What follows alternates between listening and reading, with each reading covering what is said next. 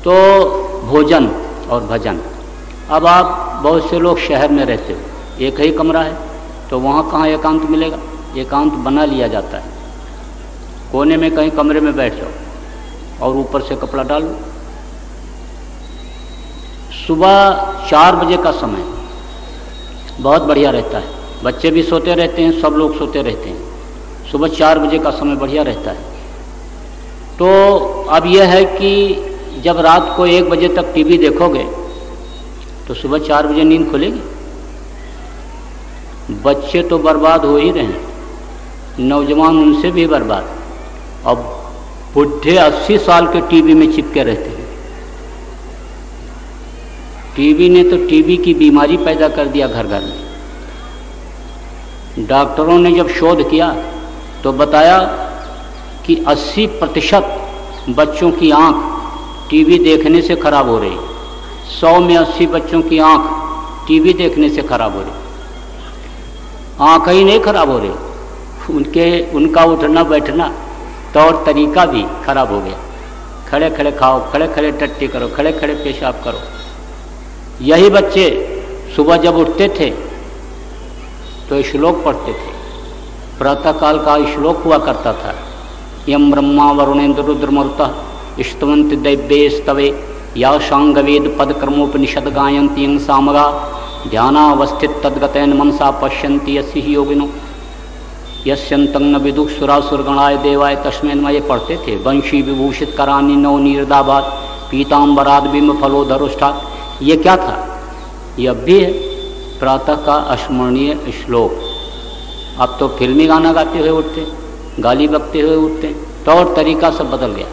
तो टीवी देखो, समाचार देख लो, 10 बजे सो जाओ और सुबह 4 बजे उठ जाओ, हाथ मुँह धो लो, सुमिरन के लिए बैठ जाओ, तो ऊपर से कपड़ा डाला और आंख बंद कर लिया, बस एकांत हो गया। तो 8 माला का सुमिरन जो गुरु महाराज ने बताया, उसके लिए 108 दाने का माला होना चाहिए और इसमें एक ये फूल बना रहता है, यहाँ से पकड़ना चाहिए। कोई ज़रूरी नहीं है कि आप ये उंगली अलग रखो, ये उंगली अलग रखो, कोई ज़रूरी नहीं। 5 उंगली से कर लो, 3 उंगली से कर लो, 2 उंगली से कर लो, संत मत में कोई ज़रूरी नहीं। और संत मत में माला को वापस होना भी ज़रूरी नहीं, यानी फेरते हैं, जैसे यहाँ तक करते चले गए, अब यहाँ आए तो फेर दिया इसे, यह भी कोई ज़रूरी नहीं है। तो सबसे पहले जो गुरु महाराज ने बताया, गुरु महाराज का नाम, गुरु का नाम, एक माला वो यानी जप लिया, एक एक दाने को, एक एक दाने पर यानी नाम को, यानी जब नाम लो तो उनके रूप को याद करो, हर दाने पर रूप याद होना चाहिए। अब यह है कि जब मन भगेगा और ध्यान उधर नहीं रहेगा तो उसी तरह की आदत बनी हुई है कि राम राम राम राम, राधे राधे राधे राधे, हरे कृष्णा जपते जा रहे हैं और बात भी करते जा रहे हैं, ज़रूरत की बातें भी कर ले रहे हैं, आँख खोले देख भी रहे हैं। तो ये नहीं होना चाहिए, वहीं पर ध्यान होना चाहिए। सुमिरन की सुध यूँ करे जो गागर पनिहार और हाले डोले सूरत में, कहें कबीर विचार। सुमिरन की सुध इस तरह से करनी चाहिए कि जैसे गांव की औरत पानी भरने के लिए कुएं पर जाती है तो पानी को भर करके जब सिर पर रखती है तो उसका ध्यान घड़े पर ही रहता है कि हमारा घड़ा कहीं गिर न जाए। इस तरह का ध्यान होना चाहिए। सुमिरन की सुध यूँ करे जैसे दाम कंगाल और कहीं कबीर बिसरे नहीं, पल पल ले संभाल। जैसे किसी के पास रुपया पैसा नहीं है, कंगाल है, और उसको आपने 100-200 रुपया भी दे दिया तो उसको बहुत संभाल करके रखता है, देखता रहता है, परखता रहता है कि हमारा ये कहीं चला न जाए। ऐसे ध्यान होना चाहिए। तो ध्यान उस पर होना चाहिए। तो पहला नाम ले लिया, गुरु नाम का माला जपे, और उसके बाद में जो दूसरा माला जब जपें तो 5 नामों को एक साथ ले करके एक दाना खिसकाने का, फिर 5 नामों को लिया, फिर एक दाना खिसकाया, फिर 5 नामों को लिया, एक दाना खिसकाया। इसमें भी गुरु का ध्यान और गुरु नाम में भी गुरु का ध्यान।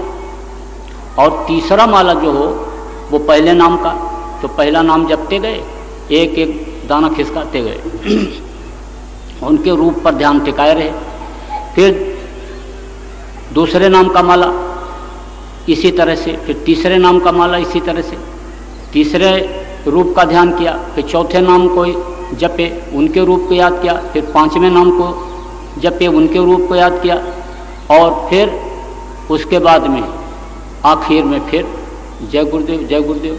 तो शुरू में जय गुरुदेव और आखिर में जय गुरुदेव गुरु का नाम, और पांचों नामों का एक माला ये हो गया, और पांचों नामों का जो यानी खिचड़ी माला कह लो आप, वो एक माला हो गया, और अलग अलग एक एक नाम का 5 माला वो हो गया। तो 8 माला का सुमिरन कर लिया, 8 माला का सुमिरन किया। आंख बंद होना चाहिए, खुले आंख में नहीं। सुमिरन सूरत लगाए कर और मुख से कछु न बोल, सुमिरन सूरत लगाए कर मुख से कछु न बोल, और बाहर का पट बंद कर अंदर का पट खोल। तो ये बाहर के पट बंद होने चाहिए। बाहर अगर कान बाहर से नहीं बंद करोगे तो बाहर की भी आवाज़ जाएगी, तो अंदर की आवाज़ पकड़ में नहीं आएगी।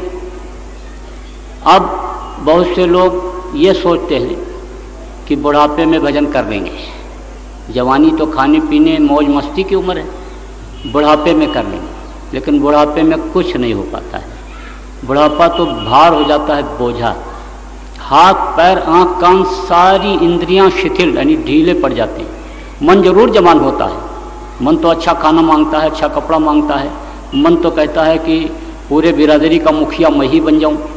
जिसके पास लाख है कहता करोड़ हो जाए, करोड़ वाला कहता अरब खरब हो जाए, अरब खरब वाला कहता कुबेर भगवान का खजाना हम ही को मिल जाए। तो मन तो जरूर जवान हो जाता है, लेकिन बाकी हाथ पैर इंद्रियां ये सब शिथिल हो जाती हैं। तो बुढ़ापे में तो थोड़ी देर के लिए ऐसे कान में उंगली लगाओ, बस ये निकल जाता है। एक छोटा सा बच्चा है तो उसके शरीर में रक्त का संचार, रक्त बहुत तेज चलता है। छोटे बच्चे से कह दो बैठ यहीं, बोलना मत, तो बोलेगा तो नहीं, लेकिन कहीं ऐसे कंधा हिलाएगा तो कहीं सिर हिलाएगा तो ज़मीन खोदेगा, तो कहीं दांत से ऐसे उंगली नोचेगा। रक्त तेज चलता है। और एक बुढ़े को कहो काका हाथ हिलाते रहो ऐसे ऐसे ऐसे, तो ऐसे ऐसे ऐसे हिलाते ऐसे रख देंगे। कहो पैर हिलाते रहो, व्यायाम करते रहो, तो हिलाते हिलाते ऐसे रख दो, तो उंगली तो निकल जाएगी। तो तरीका उसके लिए एक यह है कि भाई रुई होता ना, कपास जिसको कहते हो, कॉटन, उसको खाने या लगाने वाले तेल में भिगो लो, और भिगोने के बाद कान में ऐसे डाल दो, दबा दो, तो बाहर की आवाज़ नहीं जाएगी। तो बाहर की आवाज़ नहीं जाएगी तो आप लेटे लेटे भी कर सकते हो, कहीं तकिया लगा भी कर सकते हो, कैसे भी कर सकते हो। कुर्सी पर बैठ जाओ, चारपाई पर बैठ जाओ, जहाँ सुविधा हो वहाँ। और जब बाहर की आवाज़ सुननी हो तो उसी को ऐसे थोड़ा खींच दो, तो बाहर की आवाज़ सुनाई पड़ने लगेगी। तो बाहर का बंद होना चाहिए, आँख कान मुंह बंद कर नाम निरंजन ले, और अंतर का पट तब खुले जब बाहर का पट दे। बाहर का जब बंद करोगे तब अंदर के खुलने के चांस बनेंगे। एक बार तो मेहनत करनी पड़ती है, जब एक बार मेहनत कर लोगे आँख और कान खुल जाएगा, तब फिर कोई ज़रूरत नहीं है उंगली लगाने की, आँख बंद करने की। जब चाहो यहाँ का देखो, जब चाहो वहाँ का देखो। आँख न मूंदो, कान न मूंदो, आँसियाँ कंठ निहारो, प्रसन्नचित होकर के देखो, दर्शन करो, आवाज़ सुनो, जो हमेशा 24 घंटे इसी मनुष्य मंदिर में हो रही है। बाजत अनहद बांसुरी, त्रिवेणी के तीर, राग क्षति सो हो रहे, गरजत गगन गंभीर, हमेशा बाजा मस्ताना बजता रहता है, बिना बजाए निश दिन बाजे, घंटा शंख नगारी रे, और बहिरा सुन सुन मस्त होत है, तन की सुध विसारी रे।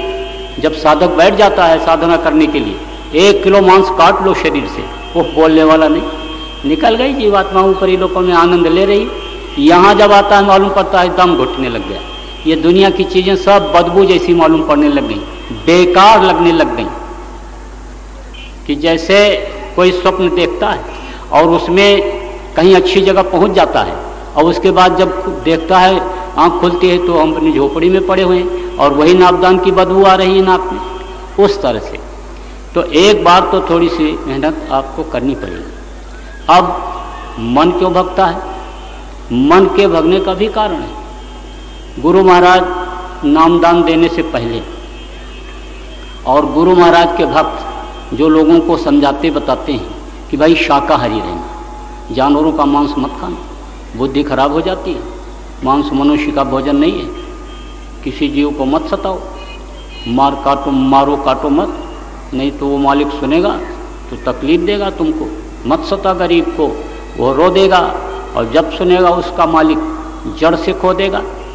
इसलिए तुम मत सताओ जीव को, दया करो। दया धर्म तन बसे शरीरा, ताकर रक्षा करें रघुवीरा। बिस्मिल्लाहिर्रहमानिर्रहीम उस मालिक को कहा गया। मलूक सोई पीर है जो जाने पर पीर, और जो पर पीर न जानिया सो काफिर बेपीर। जो दूसरे के दर्द को नहीं जानता है वो काफिर है, वो पीर नहीं है, वो बेपीर है। दया धर्म तन बस, दया धर्म जिसके अंदर है, दया रखो। मारने वाले को भी उतना पाप, लाने वाले को भी उतना पाप, काटने वाले को भी उतना पाप, बनाने वाले को भी उतना पाप, और मांस खाने वाले को भी उतना ही पाप लगता है। तो जो बताया कि भाई मांस मत खाओ, अंडा बहुत गंदी चीज़, माताएं मासिक धर्म होती हैं तो खराब खून इकट्ठा हो जाता है तो उससे बच्चा बन जाता है। मुर्गी गंदी चीज़ों को खाती है और उसका खराब खून बना और उसका अंडा बन गया, तो उसको जब खाएंगे तो बुद्धि खराब हो जाएगी, बुद्धि खराब हो जाती है। तिल भर मच्छी खाए कह, कोटि गौ करो दान, और काशी करवट लय मरो, तब वो नरक निदान, तब भी नरक से नहीं बच सकते। तो जब प्रचार किया गया, और गुरु महाराज भी कहते हैं ऐसे नशे का सेवन मत करो कि जिससे बुद्धि खराब हो जाए। 1000 बुराई शराब में बताया। इसीलिए मुसलमान की किताब में लिखा कि एक कतरा भी शराब का अगर जिस्म पर पड़ जाए तो उसको काट करके फेंक देना चाहिए। हिंदुओं के यहाँ लिखा है कि खूब पियो, लिखा है कि गंगा जल कृत वारुण जाना, और तदपने संत करें ते पाना। गंगा जल जैसे जल में चाहे शराब बनाया गया हो, लेकिन नहीं पीना चाहिए। तो इन सब बातों को बताया लोगों, याद भी दिलाया, इतिहास को भी याद दिलाया होगा आपको कि रावण उत्तम कुल पुलस्त कर नाती, और शो बिरंच पूजो वो भांति। उत्तम कुल पुलस्त ऋषि का नाती था, सोने की लंका थी, 4 वेद 6 शास्त्र 18 पुराण का जानकार था, लेकिन एक आदमी कोई खानदान में बचा, एक नहीं बचा। 1 लाख पूत 1.25 लाख नाती, और ता रावण घर दिया न बाती। उसको राक्षस कहा गया, क्यों? क्योंकि मांस खाता था, शराब पीता था, और दूसरे की माँ बहन बहू को गलत नजर देखता था। भूल गया वो कि जननी समझा नहीं पर नारी, और धन पराए विष ते विष भारी। दूसरे का धन जहर से भी जहर होता है, और दूसरे की माँ बहन अपनी माँ और बहन की तरह से हुआ करती। तो क्या हुआ? उसका सर्वनाश हो गया।